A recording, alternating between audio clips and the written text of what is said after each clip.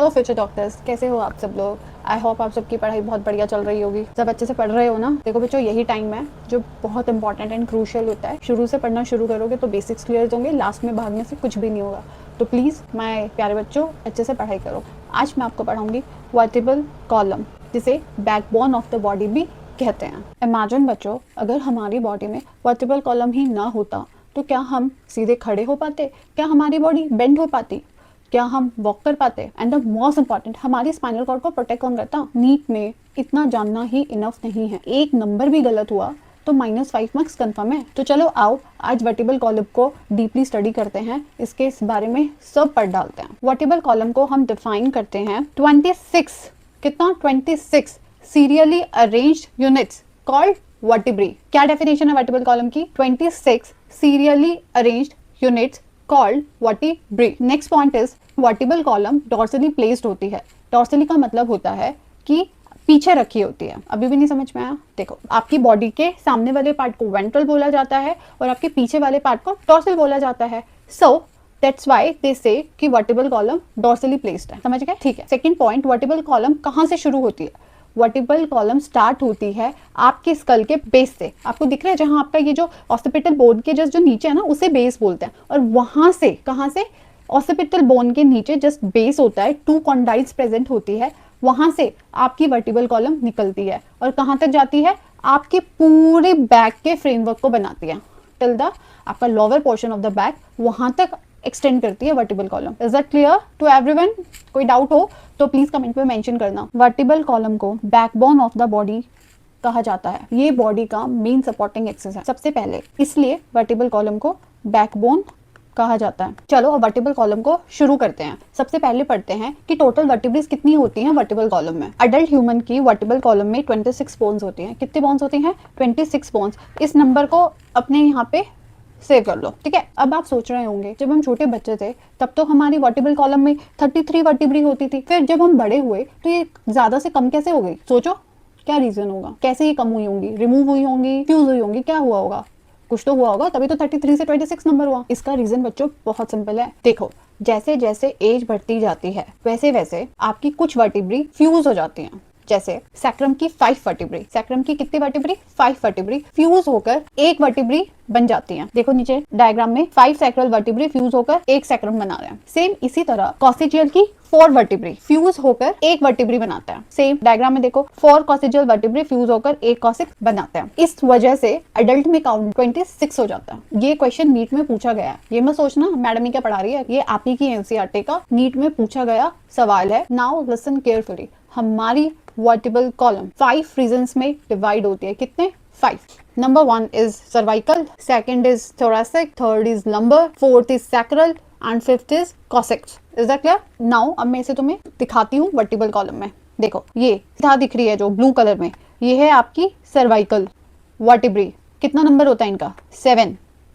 Second है thoracic जो green colour से शो हो रही है, इनका कितना नंबर होता है? 12।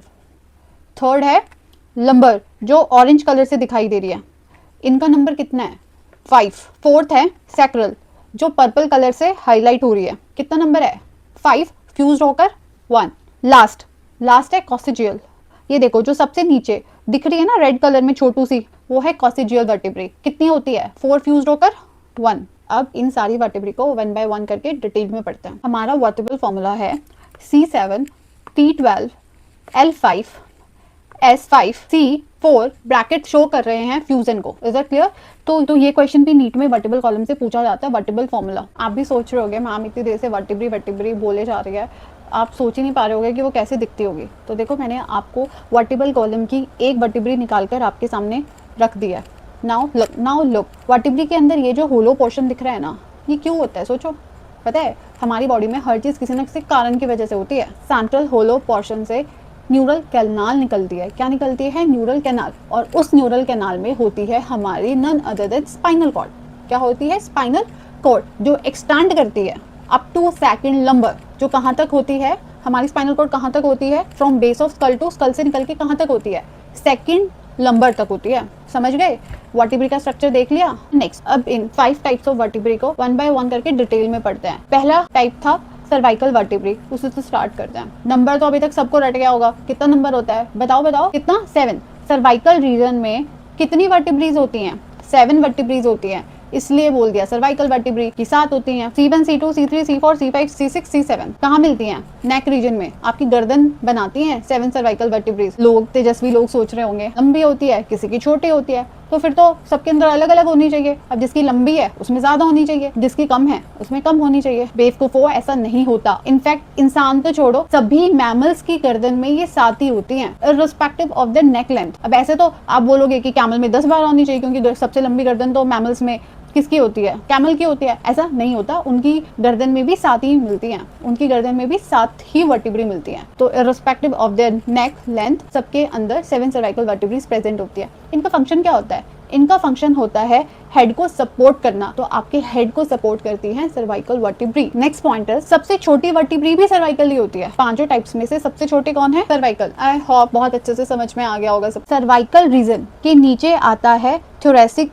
रीजन, यहाँ मिलती है 12 थोरैसिक वर्टिब्रीज। कितनी? 12 थोरैसिक वर्टिब्रीज। इनका फंक्शन क्या होता है? Ribs attachment. Thoracic vertebrae ribs attached होती हैं डॉर्सली। ये देखो डायग्राम में, इमेज में दिख रहा होगा कि ये सारी की सारी रिब्स अटैच्ड हो रही हैं थोरैसिक वर्टिब्री से। किससे हो रही हैं? थोरैसिक वर्टिब्री से। नेक्स्ट रीजन है लंबर रीजन। नेक्स्ट रीजन कौन सा है?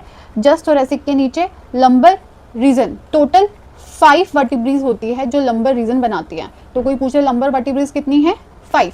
इनका फंक्शन क्या होता है बच्चों? लंबर वर्टिब्रीज का फंक्शन होता है कि ये पूरी बॉडी का वेट बियर करती हैं, and that's the reason females को सबसे ज्यादा लोअर बैक पेन इसी रीजन में होता है। कोई कहे ना यार मेरी कमर दुख रही है, तो उसे याद दिलाना कि आपकी लंबर में पेन है। Is that clear? हंसने की बात नहीं है बच्चों। अगर आपकी मम्मा कभी आगे बोले ना क्या मेरी तो ना लोअर बैक में पेन हो रहा है, मुझसे तो बैठा नहीं जा रहा, मुझसे तो झुका नहीं जा रहा, बोलना मम्मी आपकी लंबर में प्रॉब्लम है, आपकी लंबर रीजन में पेन है, आपकी लंबर वर्टिब्री परेशान कर रही है। ठीक है? चप्पल आ गई तो मेरा नाम मत लेना। देखो चप्पल उड़ती हुई आई तो मेरा नाम मत लेना कि मैम ने ऐसा बोला था। चलो बहुत हो गया मजाक, अब आगे कंटिन्यू करते हैं। सैक्रल रीजन देखो दिख रहा है पर्पल कलर में। हाँ, ये 5 बोन्स का फ्यूजन होके एक सिंगल बोन बनी है पर्पल कलर वाली, इसी को बोलते हैं सैक्रल बोन। क्या बोलते हैं? Sacral bone. Sacrum actually pelvic girdle से अटैच्ड होती है। As you can clearly see in the image कि ये जो सैक्रल बोन है ये पैल्विक गर्डल से अटैच्ड है, बॉडी के वेट को लेग्स तक ट्रांसफर करती है। देखो क्लियरली डायग्राम में दिख रहा है 4 कॉसिक्स बोन फ्यूज होकर बना रही हैं एक सिंगल कॉसिक्स बोन। दिख रहा है ना?